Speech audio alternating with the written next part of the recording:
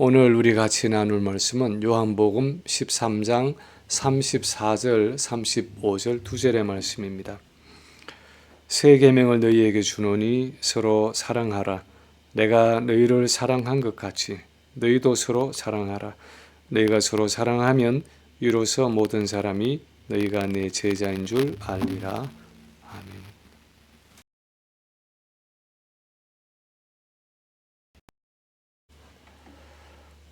오늘날 시대에 아마도 가장 혁명적인 사건이 있다면 최근 2, 3년 동안 우리가 경험하고 있는 이 AI 혁명, 인공지능의 혁명이라고 말해야 할 것입니다. 사람들은 이 인공지능을 통해서 이전에 전혀 불가능했던 많은 일들을 하게 될 것이라고 말합니다.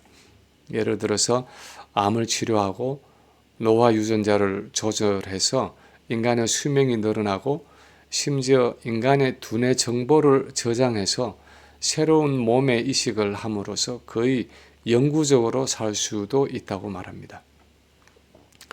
실제로 얼마나 그런 일들이 가능할지는 시간이 좀 지나봐야 알겠지만 적어도 분명한 것은 인공지능 시대가 도래해서 예전에 불가능하던 많은 일들이 가능해졌다 하는 사실이고, 그렇지만 거기에 관심이 없거나 그것을 따라가지 못하는 노년층은 현실적으로 그런 혜택을 누리는데 많은 제약이 있다는 사실입니다.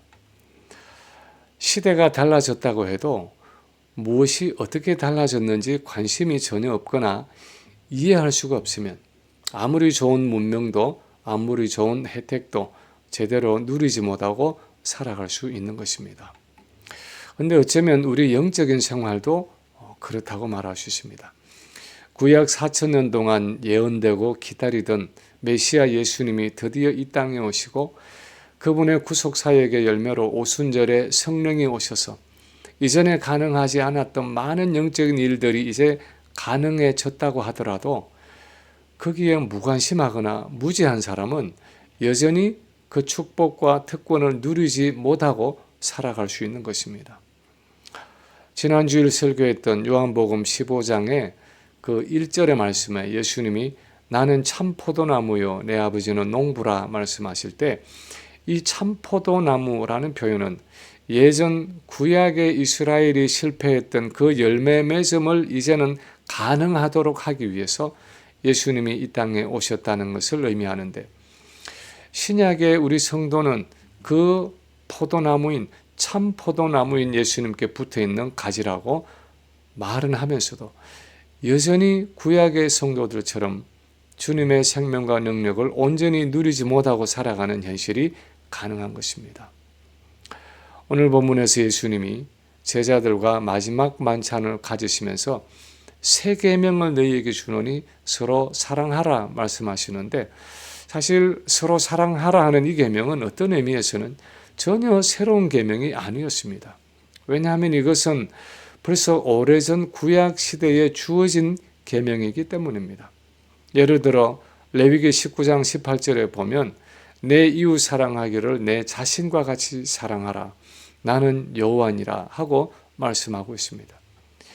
내 이웃을 내 몸같이 사랑해라. 너희는 서로 사랑해라 하는 이 계명은 전혀 새로운 계명이 아니었습니다. 이전부터 있던 옛 계명입니다. 그런데 왜 주님은 이것을 새 계명이라고 부르고 계십니까? 어떤 의미에서 그것이 새 계명입니까? 단적으로 말하면 그 계명을 받는 그 제자들, 우리 신약의 성도들과 우리가 살아가는 이 구속사의 시대가 새로워졌기 때문입니다. 고린도후서 5장 17절에서 그런즉 누구든지 그리스도 안에 있으면 새로운 피조물이라. 이전 것은 지나갔으니 보라 새 것이 되었도다 하고 말하는 것처럼 이 계명을 받은 우리 자신과 이 시대가 어떤 의미에서는 완전히 새로워졌다는 것입니다. 그렇다면 어떤 면에서 우리 자신과 우리가 살아가는 이 구속사의 시대가 새로워진 것입니까? 첫째로 이 계명을 지킬 우리의 신분이 새로워졌습니다. 이 계명을 지켜야 할 우리의 신분이 새로워졌다는 것입니다. 구약의 성도들이 정말 하나님이 원하시는 온전한 사랑과 순종을 할 수 없었던 이유 중에 하나는 그들의 마음속에 형벌의 두려움이 있었기 때문이었습니다. 죄를 지을 때마다 성전에 가서 제사장 앞에서 소와 양과 염소를 잡아서 제사를 드렸지만 내 죄가 완전히 용서받았다 하는 확신과 평안이 없었습니다. 심지어는 자기를 위해서 먼저 제사를 드린 그 대제사장조차도 지성소에 들어갔다가 살아나올지 죽어나올지 확신하지 못할 정도로 하나님은 지극히 거룩한 분이었습니다.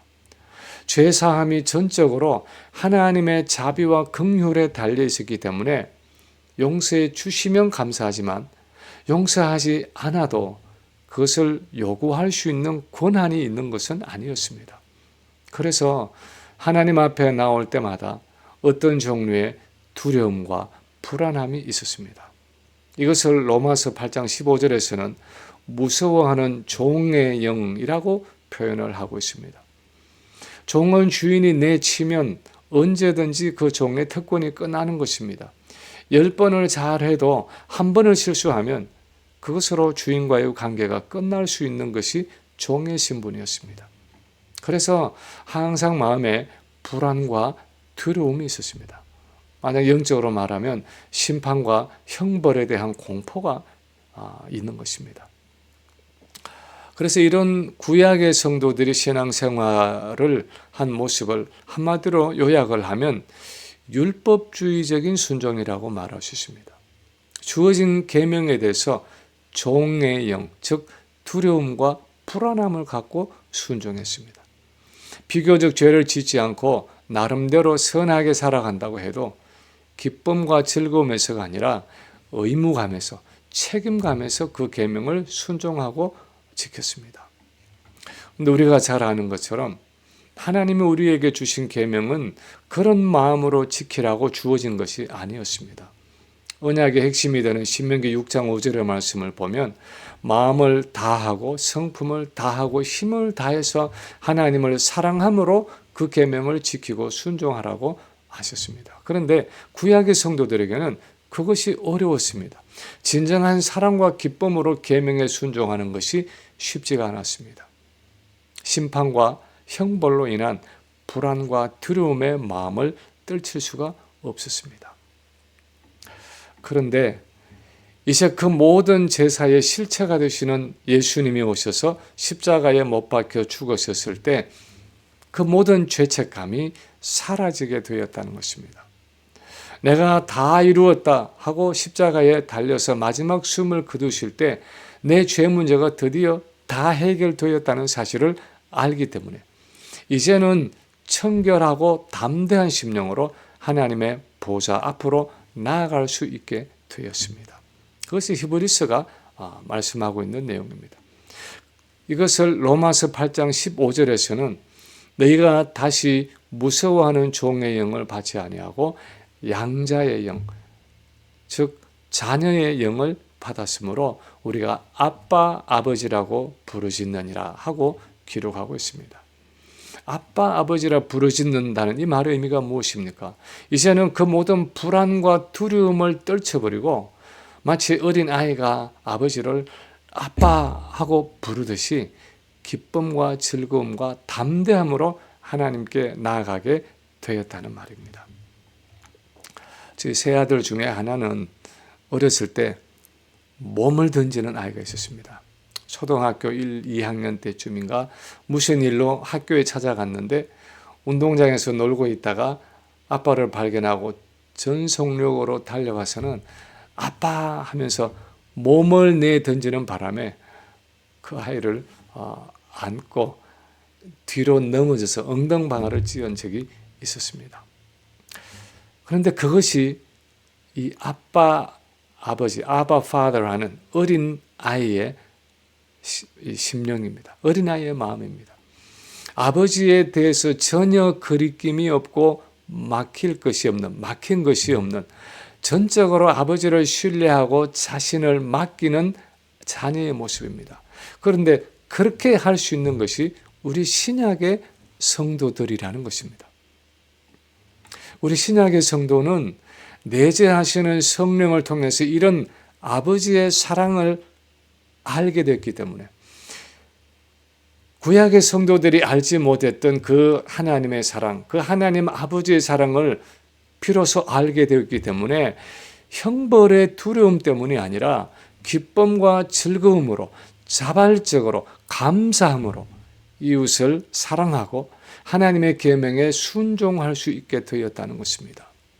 그래서 겉으로 보기에는 똑같은 사랑의 계명 같지만 이 계명이 제자들에게는 아주 새로운 계명이라는 것입니다. 왜냐하면 이제는 새로운 신분을 가지고 새롭게 그 사랑을 실천할 수 있게 되었기 때문입니다.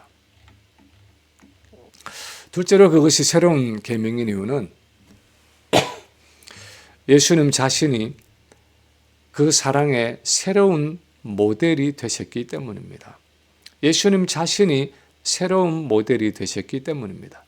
오늘 본문 34절을 보면 새 계명을 너희에게 주노니 서로 사랑하라. 내가 너희를 사랑한 것 같이 너희도 서로 사랑하라 하고 말씀하셨습니다.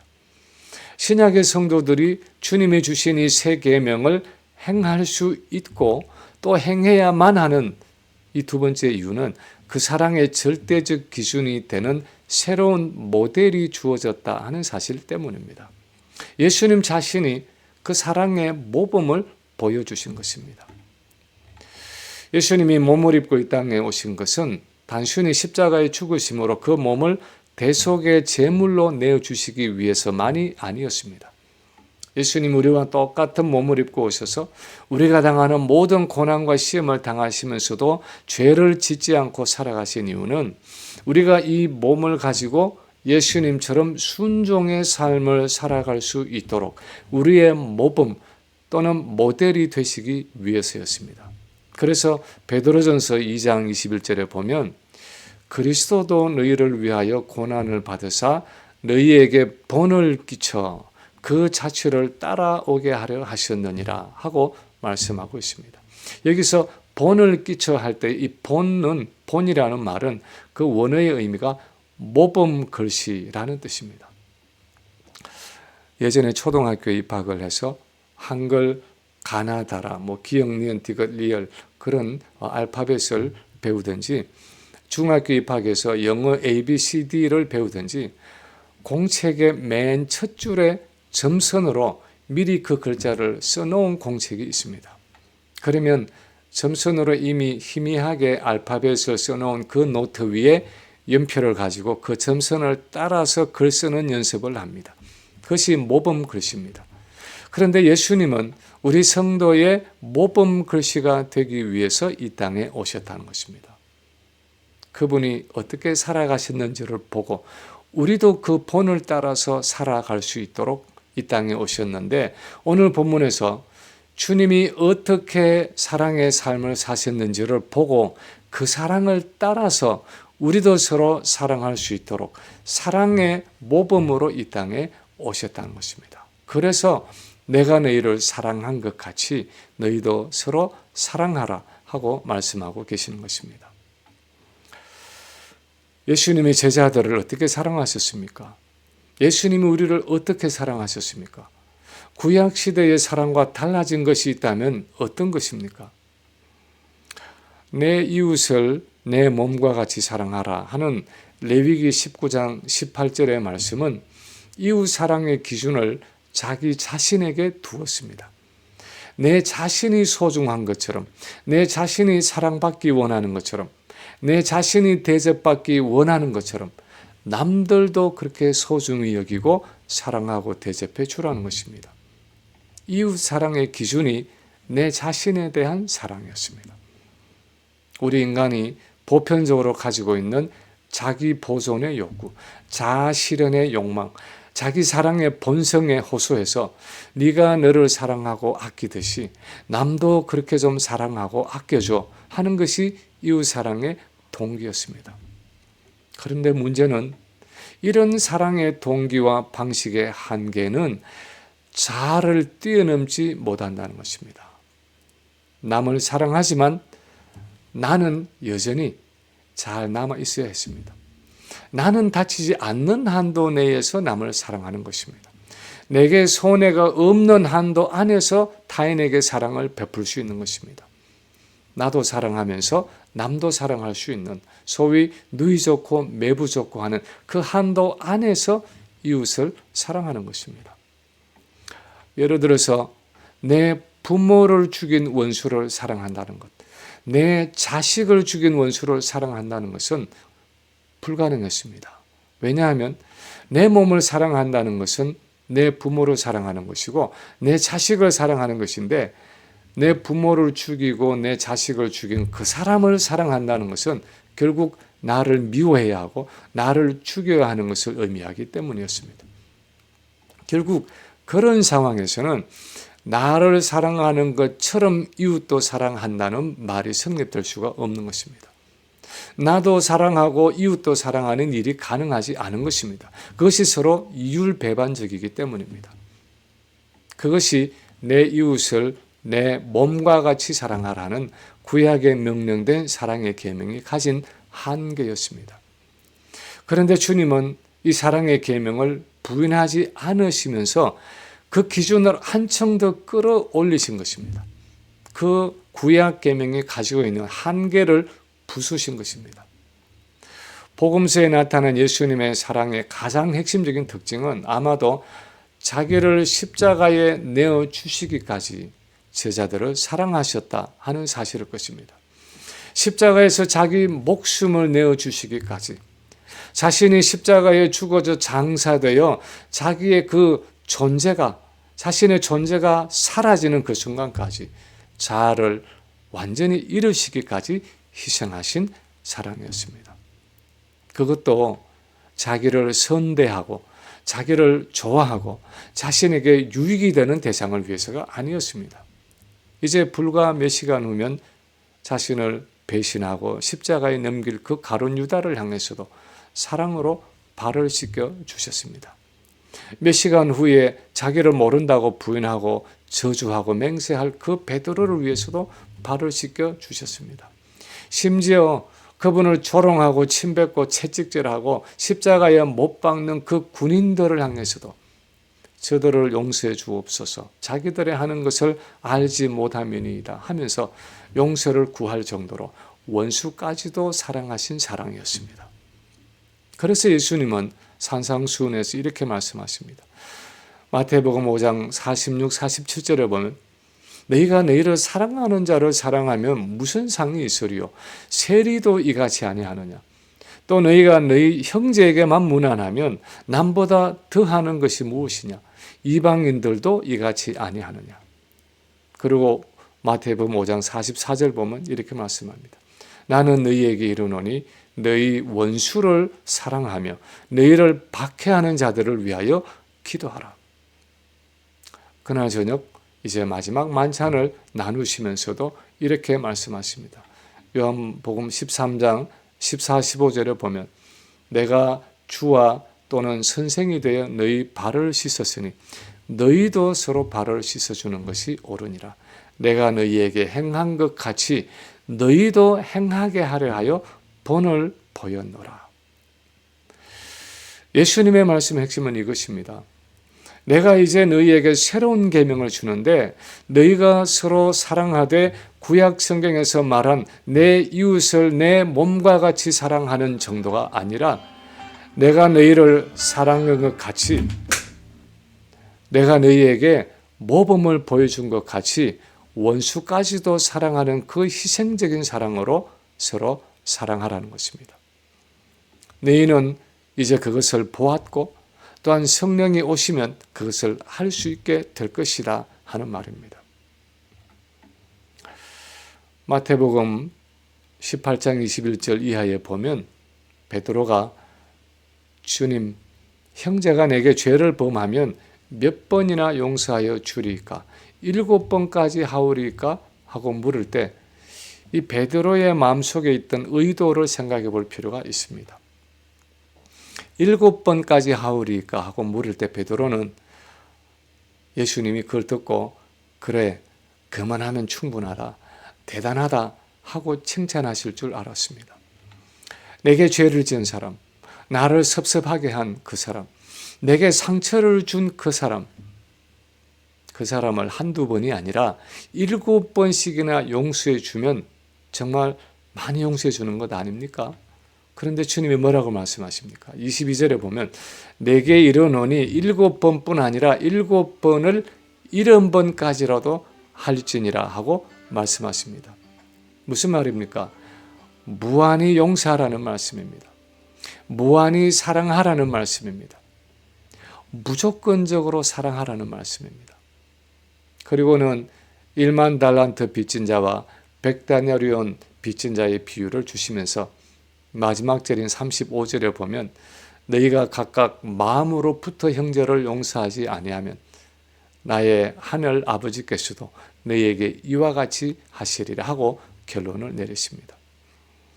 우리가 형제를 진정으로 용서하지 못하면 우리는 아직도 하나님의 용서가 무엇인지를 모르는 사람이라는 것입니다. 바꿔 말하면 우리가 정말 예수 그리스도의 십자가로 죄 용서함을 받은 사람이고 하나님의 그 무조건적이고 무한하신 사랑을 아는 사람이라면, 그 사랑을 이미 경험한 사람이라면 형제를 그렇게 사랑하고 용서하지 않을 수 없다는 것입니다. 우리 신약의 성도는 이미 그 사랑을 경험했고 이미 그 사랑의 모범을 가지고 있기 때문에, 그 모범을 보았기 때문에 구약의 성도들과는 다른 새로운 계명을 지킬 의무를, 그리고 지킬 능력을 가지고 있다는 것입니다. 세 번째, 오늘 본문을 통해서 우리가 알 수 있는 것은 우리는 그 새로운 능력의 근원을 가지고 있다는 것입니다. 그것을 새로운 계명이라, 새 계명이라 부르시는 이유는 우리가 새로운 능력의 근원을 가지고 있기 때문입니다. 우리의 신분이 하나님의 자녀가 되어서 아무리 새로워지고 감격스럽다고 해도, 또 예수님이 우리를 위해 십자가에 죽으심으로 새로운 사랑의 모범을 보여주셨다고 해도 내가 내 안에 있는 죄성, 나의 옛사람을 극복할 수 있는 실제적인 능력이 없으면 사실상 이 새로운 계명조차도 우리에게는 말할 수 없는 부담이고 우리를 얽어매는 또 하나의 율법의 굴레가 되고 말 것입니다. 그런데 구약 시대와는 다른 우리 성도들의 특권 중에 하나는, 우리는 예수 그리스도가 언약의 중보자, 이 언약의 보증이 되시는 새 언약 가운데 있다는 것입니다. 이 새 언약의 내용을 예레미야서 31장 33절에서는 이렇게 요약하고 있습니다. 내가 나의 법을 그들의 속에 두며 그들의 마음에 기록하여 나는 그들의 하나님이 되고 그들은 나의 백성이 될 것이라. 같은 내용의 말씀을 에스겔서 36장 26, 27절에서는 이렇게 기록합니다. 새 영을 너희 속에 두고 새 마음을 너희에게 주되 너희 육신에서 굳은 마음을 제거하고 부드러운 마음을 줄 것이며 또 내 영을 너희 속에 두어 너희로 내 율례를 행하게 하리니. 새 언약에 대한 이 두 구절이 공통적으로 강조하는 것은 구약의 율법과는 달리 하나님의 법을 우리 속에 둔다 하는 내용이고, 그것이 돌판에 새겨진 율법이 아니라 성령을 통해 우리 마음속에 새겨진 율법이 될 것이라는 사실입니다. 다시 말하면 새 언약의 중보자가 되시는 예수님이 오순절 성령을 통해 우리 안에 오셔서 우리 마음의 중심에 역사하시는, 그래서 우리의 생각과 감정과 의지를 주장하시는 인격적인 방식으로 그분의 생명과 능력을 공급해 주신다는 것입니다. 마치 포도나무가 가지의 수분과 영양분을 공급해 주듯이 주님이 새 언약의 보증으로서 우리 안에 내주하시면서 우리의 모든 영적인 필요를 채우시는데, 주님이 보여주신 모범처럼 우리가 서로 사랑할 수 있도록, 심지어 원수까지도 사랑할 수 있도록 우리 안에서 필요한 생명과 능력을 공급해 주신다는 것입니다. 그래서 빌립보서 4장 11절 12절에 보면 바울이 이렇게 말합니다. 어떠한 형편에든지 나는 자족하기를 배웠노니 나는 비천에 처할 줄도 알고 풍부에 처할 줄도 알아. 모든 일 곧 배고픔과 풍부와 궁핍에도 처할 줄 아는 일체의 비결을 배웠노라. 내게 능력 주시는 자 안에서 내가 모든 것을 할 수 있느니라. 이것은 단지 바울이 배고픔과 궁핍과 비천에 해당하는 경제적인 고난만을 의미하는 것이 아닙니다. 새 언약의 보증이 되셔서 내 안에 거하시는 그 예수 그리스도를 통해서 내가 모든 것을 할 수 있다는 것입니다. 그분의 생명이 나의 생명이 되고 그분의 능력이 나의 능력이 되고 그분의 사랑이 나의 사랑이 되기 때문에 그분 안에서 그분과 영적으로 하나 되어 있기에 내가 모든 것을 할 수 있다는 것입니다. 그래서 구약 시대에는 가능하지 않았던 새로운 사랑의 능력, 새로운 거룩의 능력이 내 안에 있다는 것입니다. 지금부터 20년 전인 2006년 10월에 랭캐스터에 있는 아뮤시 마을의 한 학교 교실에 30대 후반의 어떤 백인 남자가 침입을 해서 6살에서 13살 사이가 되는 그 10명의 여자아이들을 인질로 잡았습니다.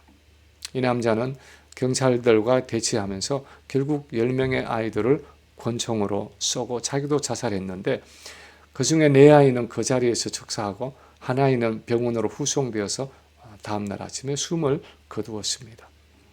너무나 순진무구한 초등학교 여자아이들을 하나씩 권총으로 쏘아서 죽인 그 사건은 너무나 끔찍하고 잔인해서 말로 다 형용할 수가 없을 정도였습니다. 그런데 놀라운 것은 그 사건 직후에 아뮤시 마을의 반응이었습니다.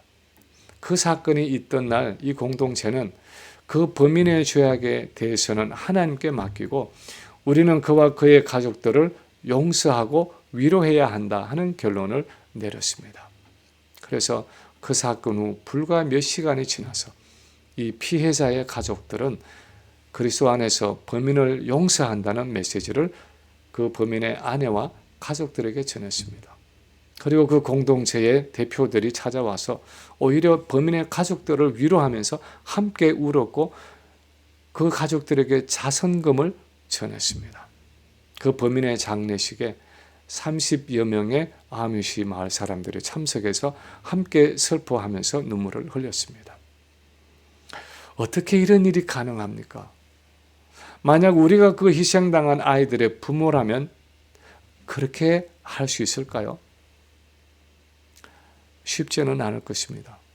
그러나 신약의 성도들에게는 불가능하지 않다 하는 것이 성경이 우리에게 주는 답입니다.